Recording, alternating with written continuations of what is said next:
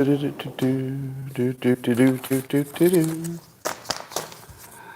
morning, everybody, and welcome to the highlight of human civilization. It's called Coffee with Scott Adams, and on a slow news day like today, it's exactly where you want to be, because what would you rather be doing? Sleeping in? No, nonsense. You want to be here.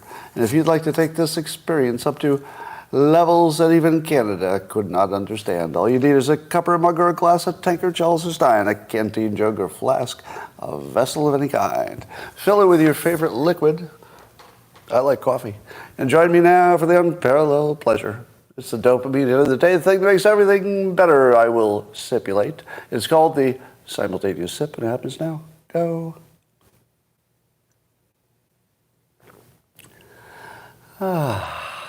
So good. I saw a reference to the men who live alone die younger. And the joke was, no, it just seems like it. Or, no, I don't know what the joke was. But that's one of those backwards correlation ones. Who do you think people marry? People who look like they're going to die pretty soon, or people who look healthy? I got a feeling that nobody marries somebody who looks like they're going to die. So probably married people do live longer. Yep. So there's a big old festival called Burning Man, and things went wrong. I don't know. Can you believe it? That there's a big festival that famous people went to and something went wrong? I don't know. Whoever heard of a thing like that happening? Well, there was a flood that turned their dirt into mud, and now, oh God, the experts were right. You can't actually talk about Burning Man for more than 30 seconds without falling asleep. Let's try it again. Well, there's a festival, it's called Burning Man, and there's mud.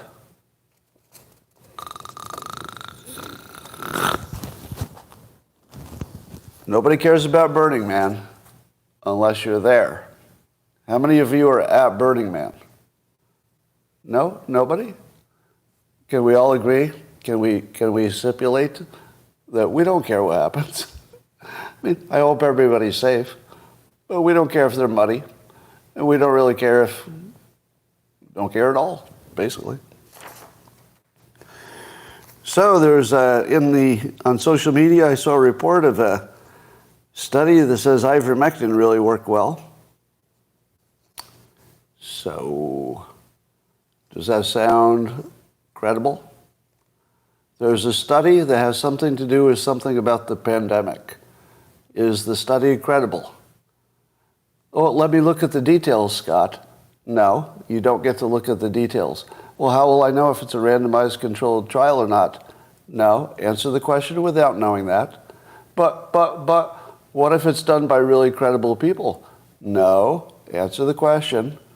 The answer is no. There's no credible data that has ever come out of the pandemic.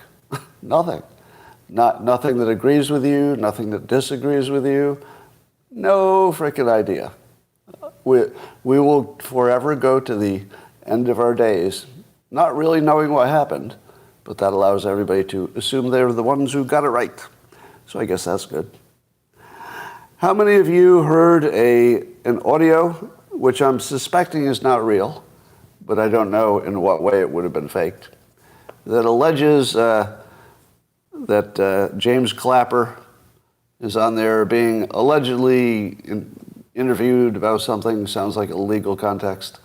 And if any of it were true, it would be shocking to the point of unbelievable. And what do I say when you see news stories that are unbelievable? They're almost always not true. Now, the online defense is that it wasn't really James Clapper. Do you believe that? Do you know who would start an argument that it was really another guy? Oh, and the other guy that people say it is? It's really sad, but tragically he died recently. Yeah, the person who they say it was died in May. So, coincidentally, the person who sounds exactly like Clapper who really wasn't. He sounds exactly like him and also coincidentally died. That's two really big coincidences for the same person. Died recently, just when we'd want to talk to him, and also sounds exactly like somebody that nobody else in the world sounds like. I'll bet you could take 8 billion people, and you wouldn't find one that sounded like Clapper. But we found one. Recently died, yeah. Now, what should you believe about this story? Nothing. There's not a single credible part of this story. I would tell you what he said. It's, real conspiratorial stuff. The essence of it is that some prominent deep state member, whose name I won't mention because it's not credible enough, is behind a bunch of blackmail schemes of notable people you've heard of. I don't know. The only thing it has in its favor is that it's bipartisan. So it doesn't seem to be, just pro-Democrat or pro-Republican. Sounds like something that would involve both parties. So that's the only thing that gives it a little feel of maybe true, but it's way below the line of credibility. But it's fun. If you'd like to know for sure if it's Clapper, that would be easy. Because there are programs, I think you'd probably Google it and it would come right up. There is a way to check if somebody's word pattern usage matches their past pattern of usage. And if somebody's just speaking off the top of their head, which is what the audio purports, you can match it pretty much every time. It'd be like a 98% chance you could match it. So if anybody cared, you just go find one of those language matching apps, match it up to things he said before, and you would know for sure. But I'm not going to tell you what he said. You can look at it online. I just don't want to repeat it more than I have to.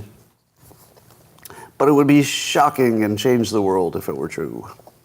All right, Israel is having a problem with African immigrants. I guess they had a big brawl in Tel Aviv. And hundreds were involved in brawling and rioting, and so Netanyahu says he's going to deport the Africans. Do you think that's going to happen? Do you think he's really going to deport Africans from Israel? I don't know. I've got my doubts. Maybe he'll deport people who were captured on video causing trouble.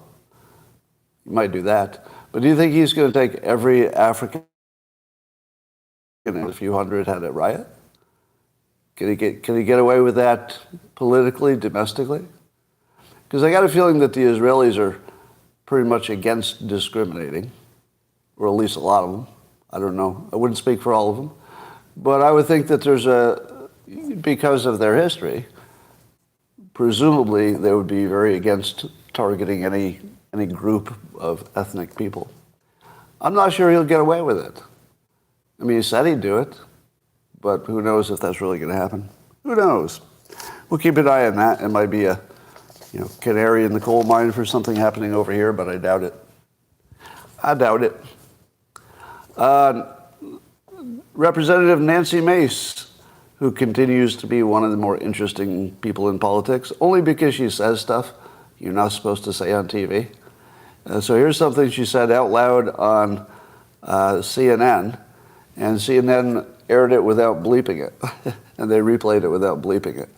So she was talking about how the Republicans are handling the issue of abortion, and she said, quote, "We cannot be assholes to women." And I thought, oh, that's perfect. That's my exact opinion, the political part of my opinion. I don't give you my own opinion on abortion, because as I often say, leave it to women. I'll just follow the lead of women. If women want it to be legal in my state, I'll agree. If they want it to be illegal in my state, I'll just say it wasn't my decision. But Nancy Mace is a woman, and she's got a credible right to her opinion on this. And I like the fact that she's calling it out, the political element of it. The political element of it is you're going to have to make sure that women are okay with whatever it is the Republicans say, or you're not going to win any elections. Now, that's different from the issue of what you think about abortion itself. I'm just talking about the messaging. The messaging has to be a little smarter on the Republican side. I would say it's lacking quite a bit. And that it's probably 50% less good than it could be, the messaging part, without changing the message. So I would listen to Nancy Mace on messaging. She seems really good on that stuff. So I saw a tweet from Joe Biden saying that diversity is the thing that he's working for. He's trying to get that diversity up in the country. And here's my reframe on diversity. Diversity is a goal, right? I mean, that's what the president says. We want more diversity. It's a goal. Goals are stupid in general, just in general. Goals are suboptimal. I wrote a book about it. It's the most famous thing I've ever done. There are many books on Amazon right now that have picked up that point that systems are better than goals, and they're like a whole explosion of books on the very point that systems are better than goals. But who doesn't know that? Apparently the President of the United States. One of the most basic understood truths of business and life and being effective is that you need a system.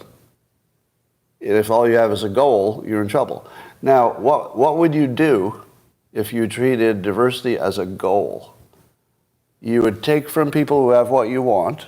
Now, this would be true of equity or diversity, because diversity is just part of equity. So let's just say equity instead, because I'd say diversity is a subset of the larger question of equity. So equity, if that's your goal, what do you do about it? Well, if it's a goal and some people have more and some people have less, it's pretty obvious.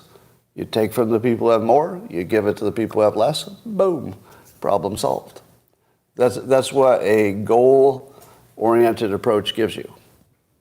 One approach, take money from the people who have it, give it to the people who don't. Now, suppose you had instead a systems approach. What would that look like? What would be a system, something that you could do every day that would get you not only something closer to equity, because I'm not saying that's a bad thing, at least in terms of a directional thing that everybody wants to be better. But I wouldn't say equity is the goal. You should try to be better than average. Everybody should. And you should work on personal development. So personal development, a lifetime of personal development, makes racism trivial in your life because you would be so much more powerful than the forces against you.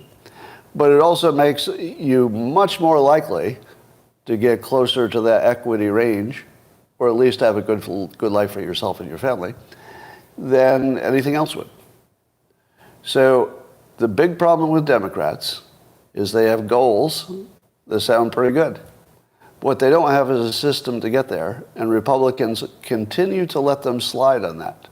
And the problem is that you haven't collected your complaints into one good frame. Republicans say, for example, family is good. We should have more family stuff. How? How? What are you doing? You're just talking. That's a goal, right? If you're not telling me what to do about it. But I would say that in the past, a family was a system, wouldn't you? Family as an organized unit is a system that's worked forever. How about religion? Religion is not really a goal. It's more like a system, something you're paying attention to every day. You're building your life around it, etc. You're practicing it on Sundays especially. That's a system. What about free market? Free market's a system, right? So Republicans are, pretty close to an A, grade A, for understanding that a system is better than a goal. Democrats are just goal-oriented. Get rid of guns. That's our goal. What? I mean, just get rid of them? Yeah, yep, that's the goal. Just get rid of them. Maybe you should think through all the ramifications. Nope, get rid of them. What about too many people in jail? Oh, the goal is to have fewer people in jail. So what do? If you have a goal-oriented mindset, what do you do if there are too many people in prison? Let them out. Yeah, bail reform. Just let them out. So every time you have a goal-oriented approach, you're not just different politically. We have to be a little bit more honest about this. That's actually stupid. And it's stupid according to literally everybody. I just have to describe it in that frame, and everybody agrees. Oh, shoot, when you say it that way, it is stupid. It's not a political difference. See, this is the thing we keep getting wrong. Because do you think there are a lot of Republicans who don't want people to do well because they're minorities? No. No, but they have a system, which is I'll take care of my family and make sure we've got homeschooling, because homeschooling is what? It's a system, right? So the public schools were a system, but then they broke. So then the Republicans, more so than the Democrats, said, well, our system is broke. So what's the point of having a goal of getting everybody well educated if you don't have a system that can do it? So the Republicans immediately moved to an alternate system, homeschooling, etc. Mostly homeschooling, right? And then you see the homeschooling system thriving because systems are better than goals. So every time you see this argument where there's a Democrat who's got a goal that just sounds terrific, but their system is just bullshit, you should call it out for being part of the stupid approach to life. You don't even have to talk about the individual case. Just say, just in general, goals without a system are how stupid people act. Systems that can work in a variety of ways, including get you closer to something like equity, always work. Yeah, if it's a good system, it always works. So as soon as the moment you allow yourself to go into their frame, you lose. So the frame of the Democrats is, you have my stuff, you owe it to me. If you argue that, you're in the wrong argument. They made you think past the sale into their argument. The argument should be, oh wait, is that a goal-oriented approach you have there? Oh, well, I'm not going to talk about that. I'm not too interested in a goal. But if there's a system that could get all of us what we want, let's talk about that and make that system work really well. But a goal? No, diversity should not be a goal. Diversity should be something that happens on its own because everybody had a good system for advancement. Equity should not be a goal. It should be something that derives naturally out of a good system because everybody has a chance to get educated. Everybody can do whatever they want. This is whiteboard material. It probably will be. Yeah, it does need to be physical. But now watch how well I sold this. Okay, most of the things that I try to sell you, so to speak, sell it. But in my live streams, wouldn't you say most people disagree? Well, not most people, but everything I propose as an idea, plenty of people are going to be on the other side, even if it's a good idea. There's always plenty of people. But watch this. How many people think I'm wrong? The systems are better than goals, and that's the entire problem here. Watch the comments. It's 100%. There won't be a single person who disagrees with me. It's really that easy. If you have the right frame, you get the right result. So you have to reframe it from a political opinion to systems are smart and goals are stupid, and there's never an exception to that. There won't be any exceptions to that. So you have to go to the argument that you're going to win. Stay out of their argument. Stay out of that whole who's got more, who's got less, who has a bad history, who is the victim, who's the oppressor. Don't even engage. Those are arguments that unproductive people have, but you're not one of them. Now. Maybe before too. All right. I saw a headline on CNN that I thought was going to be one thing and turned into another. The headline was that the hosts of an ABC show, news show with Stephanopoulos, the hosts were shocked to learn that the polling for the president, if it were Biden versus Trump, is close.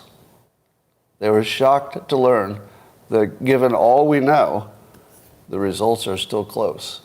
And I thought, wow, I certainly agree with CNN on this. It is, how are they going to explain that one of the candidates is cognitively gone and has conclusively been proven to be part of a criminal enterprise? How in the world could he still be polling as well as Trump, who, in the fullness of time, we can see was one of the most effective presidents of all time? And then I opened it, and they were shocked that Trump is polling so well. And I was like, wait, what? You're shocked that Trump is polling so well? Wouldn't 100% of everything we see suggest he should be polling 2-1 against Biden? Because one of them actually still works. Like, one of them still has a functioning brain and everything. And they were shocked that the guy without a brain wasn't doing better against the guy who is one of the most effective presidents of all time.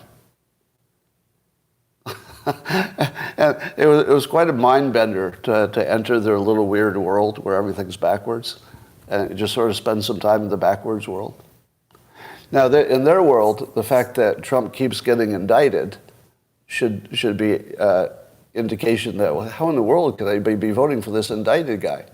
And they're figuring out that their brainwashing, gaslighting operation only works on their own team. The main thing that people forget is that the brainwashers aren't trying to brainwash you. They're brainwashing their own side. That's the whole game. Just brainwash their own side. Maybe get a few, gray area people to go over, but they're not trying to brainwash Republicans. The Republicans can see it clearly for what it is. Now, the same is true on the Republican side. The Republicans who are, let's say, pushing their narrative, they're not really trying to convince any Democrats. They know that's out of reach. All right.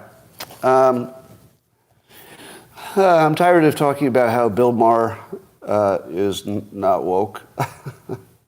I guess we could just stipulate that Bill Maher is a liberal who wishes it was more like the old days. Deborah, in all caps, Scott got brainwashed during COVID. Deborah, you got brainwashed by the people who told you my opinions were the opposite of what they were, and then you believed them. So the all caps shouting is kind of a tell for brainwashing there. If you see me shouting in all caps, then that would be a tell that you should say, hey, maybe there's something wrong with you, Scott. But if you're shouting me in all caps based on the fact that you believed a 4chan rumor or a comic strip about my opinions, maybe you should go look into that. All right. I think we're looking at what might be the new Race Hoax 2024. We've been waiting for it, but maybe it was there all along. So you saw there was that well-dressed, suspiciously well-dressed group of alleged Nazis, although I think most were Nazis, so that part is, I don't think that's too alleged. That seems like a fact. And they had nice new flags and nice new shirts and very, very well organized. And one of them is this highly tattooed guy, full face tattoo, called Boneface. And Boneface is known to have gone to fight for Ukraine for a while, but I think he was so bad they kicked him out of the Ukrainian military.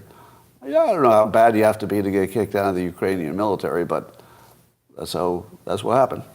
I think he was kicked out.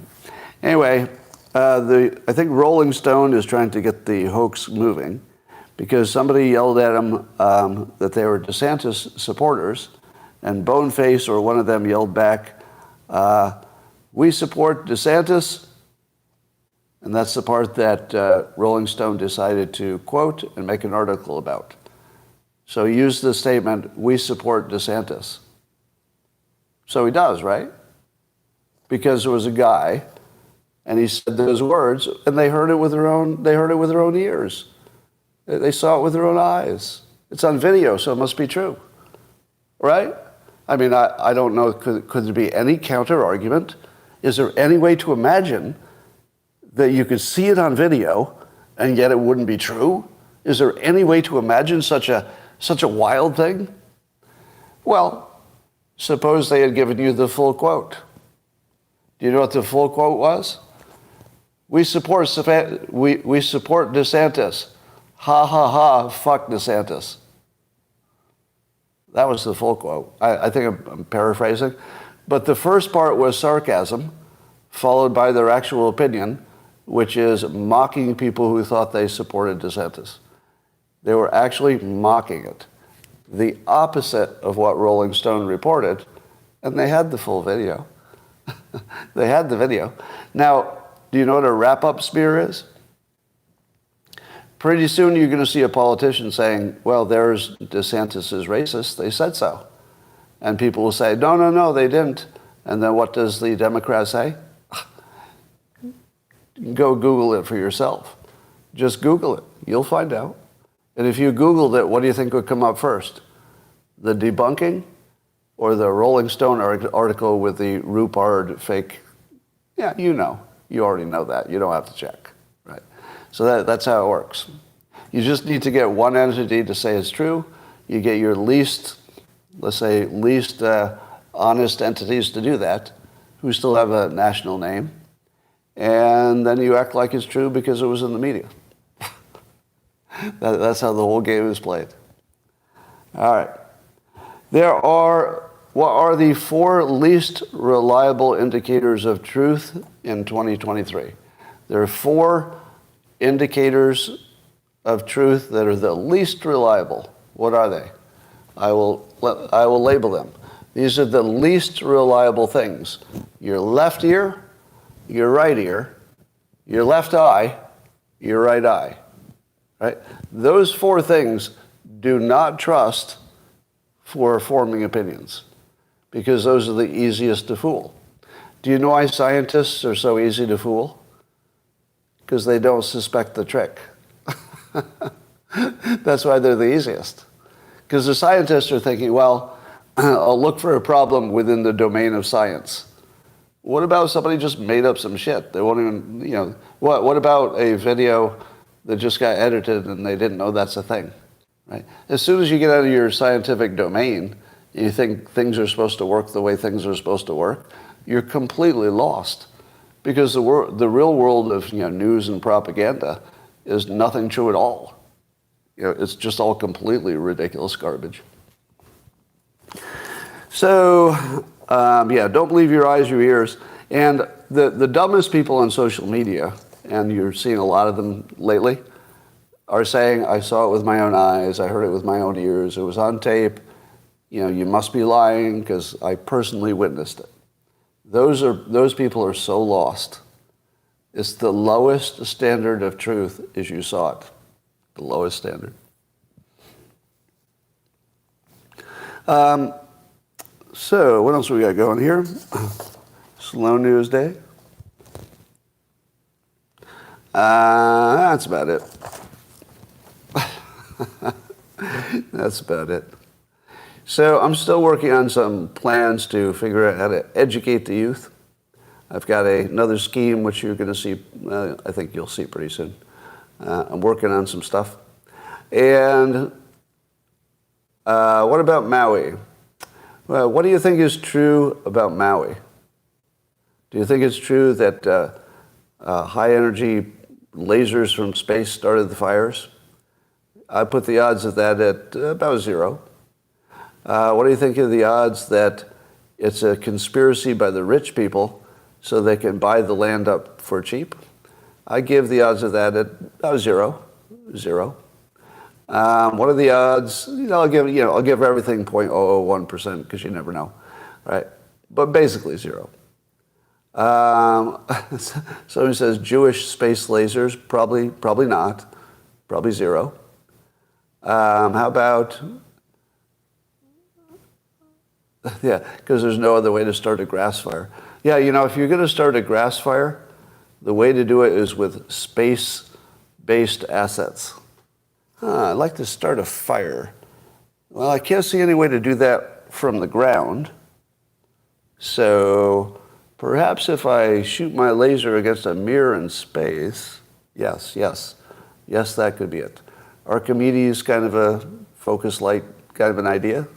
Set your sailboats on fire. Yeah, I know some history. And what else do you believe about Maui?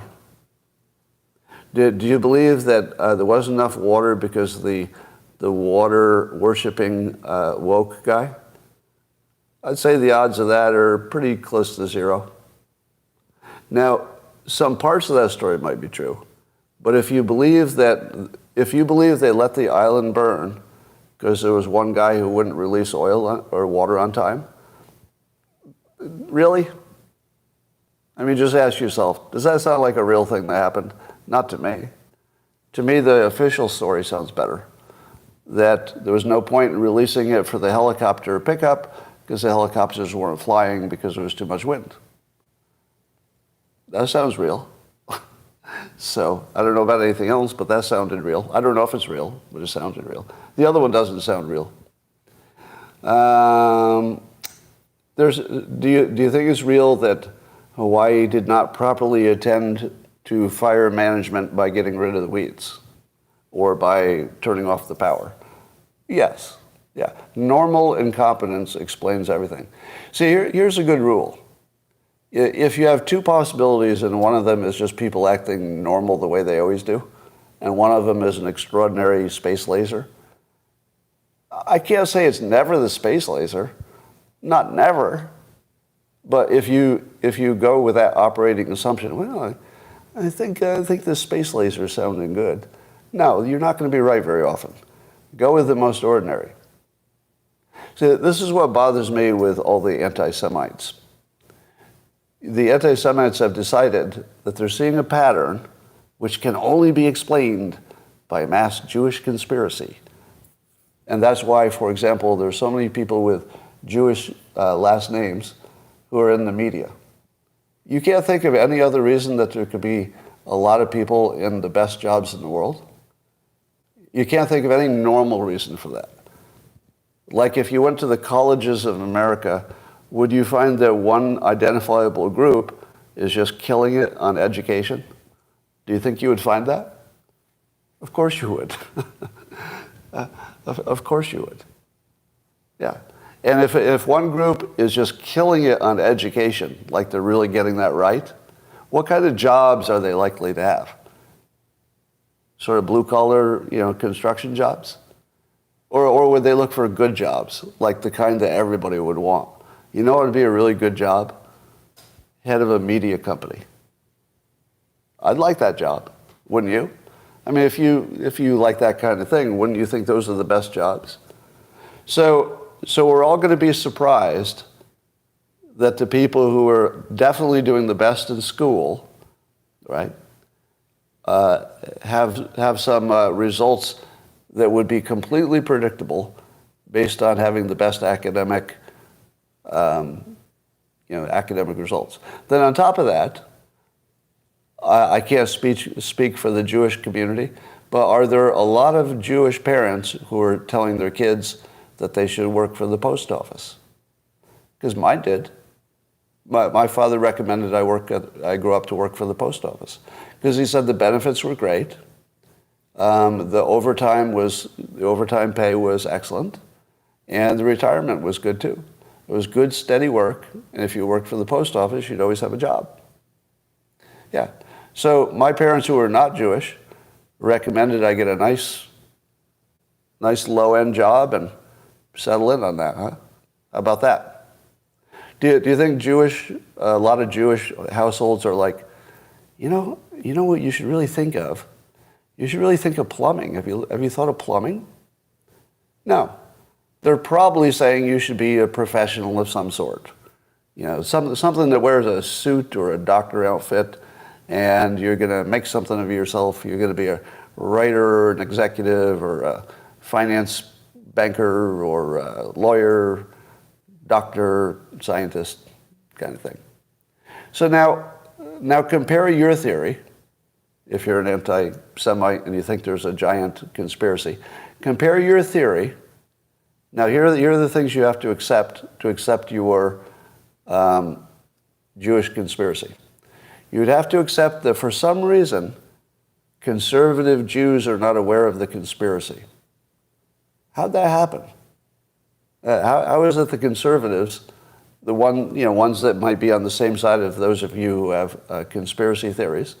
Why are the people on your same side not aware of the theory? You're not going to find anybody. Now, second,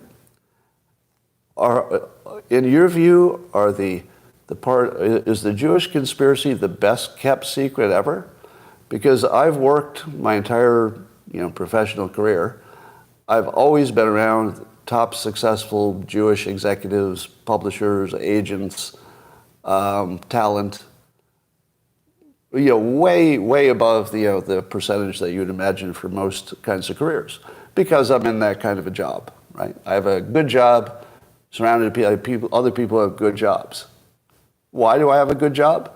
Because I took school really seriously. That's why I have a good job. I took it really seriously. And so I work with a whole bunch of other people who took school really seriously.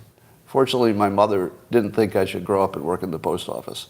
She was more of be a lawyer type. So do you think that I could spend decades working in and around Jewish professionals and I wouldn't catch a whiff of this bias which you all see that's driving them towards some kind of big conspiracy? That I would spend 30 years, a lot of my best friends, and then nobody would mention it. Like it wouldn't even come up. and that I would notice not a single case in my entire career where I even had a whiff that anyone who was Jewish was treating me in any way other than what talent I brought to the situation. Not a whiff. You don't think that I, of all people, would be able to detect bias and discrimination against me? You don't think I could detect that? It's all I talk about. It's like 75% of everything I talk about is some bias that affects me. I've never seen any. You could spend your whole life working with the top professionals in the Jewish world. You just would never detect anything like that. It is probably the most open-minded group of people that I've associated with. That's my experience. So the anti-Semites, you're gonna have to figure out what's wrong with your theory, because the ordinary theory of there's just people who valued school so they do well. That's kind of the whole story. Now, if you say to me, but they also support Israel, I say, well, so do I. So do a lot of people. Is that some big surprise? Like, does that tell you something? I mean, they're one of our strongest allies. Yeah, of course we support them, right? Anyway, I just wanted to put that in there. Do I purchase my coffee from Mike Lindell? No, I'm just keeping it easy. Starbucks.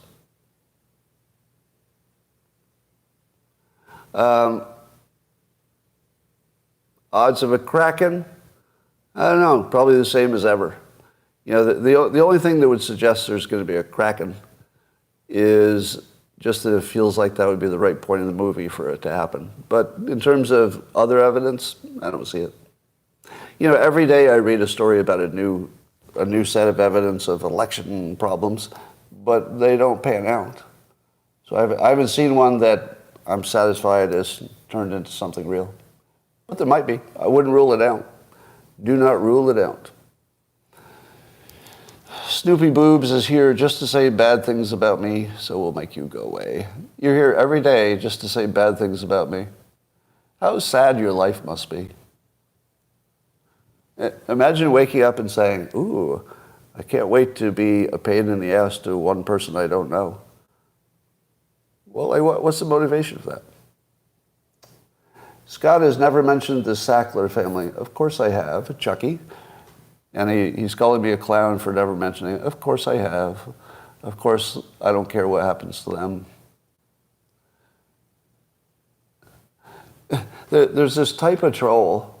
Oh, by the way, there was some evidence, Vivek tweeted around something, where there's some evidence that the DeSantis Group are behind every rumor you're hearing about Vivek, because they said they were. So there was actually on tape some operative who said in his own words, everything they hear about Vivek comes from us. So they're massively flooding with Vivek fake stories. So all the stories you hear about the WEF and about his pharma business, that's all fake stuff coming from the DeSantis trolls. All fake stuff. And you know what? Let me put out a principle for you. I don't know if Trump does that. Does Trump do that? Have you ever heard that there's a bunch of Trump trolls whose job it is to say things that are not true? There might be. There might be, but I'm not aware of them. But are they organized? Obviously, trolls exist. That's not the question. But are they organized like allegedly this Trump does it himself? I don't know. I feel like Trump generally says things that he thinks are true, but he might add some hyperbole. I don't see him just making shit up. Like, usually it's hyperbole, but it doesn't look like just made out of nothing. That does seem different. Yeah. He is directionally accurate. All right. And Al is saying, so Al, who is probably a DeSantis troll, says, Vivek conspiracies are true. DeSantis has no marketing machine. Does that sound like a real person would say that? That doesn't even sound like a real person, does it? Yeah. Well, I would say this. If I were a Republican, I'm a registered Democrat, but if I were a Republican and I knew that one of the people in the primary on my team was sending out people to make up shit about one of the most productive people in the party, Vivek, I would never vote for that guy or woman. Right? DeSantis, to me, if it's true that there's an organized group of people spreading rumors about Vivek that are not true, that's disqualifying. Even if it's a PAC, I don't care. He knows it. If he knows it's happening and he doesn't stop it, that's disqualifying. Attacking your own team at that level. Yeah. Acting like a Democrat. That's exactly it. That would be acting like a Democrat. Thinking that you could win by bullshit. DeSantis doesn't need any bullshit to win. See, that's the sad thing.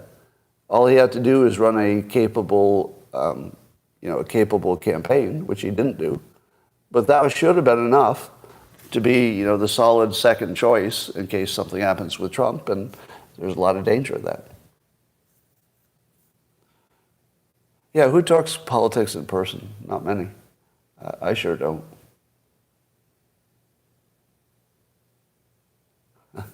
Look at this comment. Here's Norm says, Vivek is an affirmative action candidate. He gets the easy treatment because he's brown. You know it's true. Scott, for one, loves Vivek and brown people. Norm, I do love brown people. What is your point? Should I not? Why can't I love brown people? I've always loved brown and black people. If you live in California and you live in let's say an area that's doing well, half of your neighbors are Indian Americans. Like they're awesome people. If you haven't partied with an Indian American, you have not partied. Anybody want to back me up on that?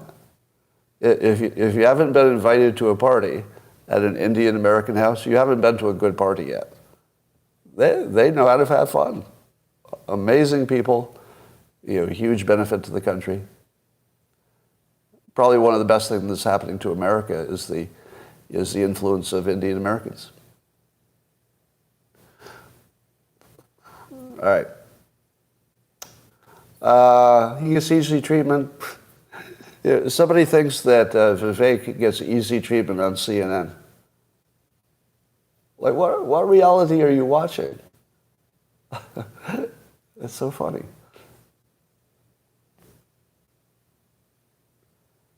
All right.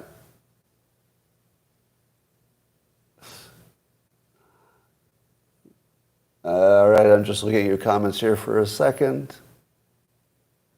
Yeah. I would love to have some kind of personal conversations with my trolls. Wouldn't it be great if I could just like transport the troll from social media, like just to sit next to me, and I would just say, "What the hell's going on here?" The first question would be, "Are you drunk?" Because at least half of them just look drunk. But if they're not drunk, I would say, "What exactly is the game here? Are you just trying to get a little dopamine hit? Or do you believe any of the things you're saying?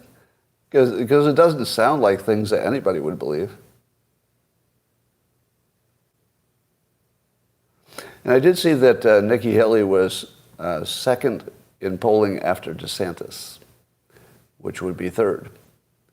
I think she's got. I think there's a big desire in the Republican Party for a female candidate. When I say big desire, Deborah comes back imagining that she heard something true about me. Goodbye, Deborah. I wonder if Deborah is a real woman.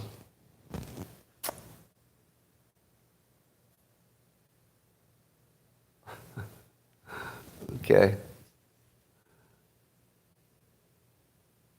Now, the trolls, it's always the same three trolls.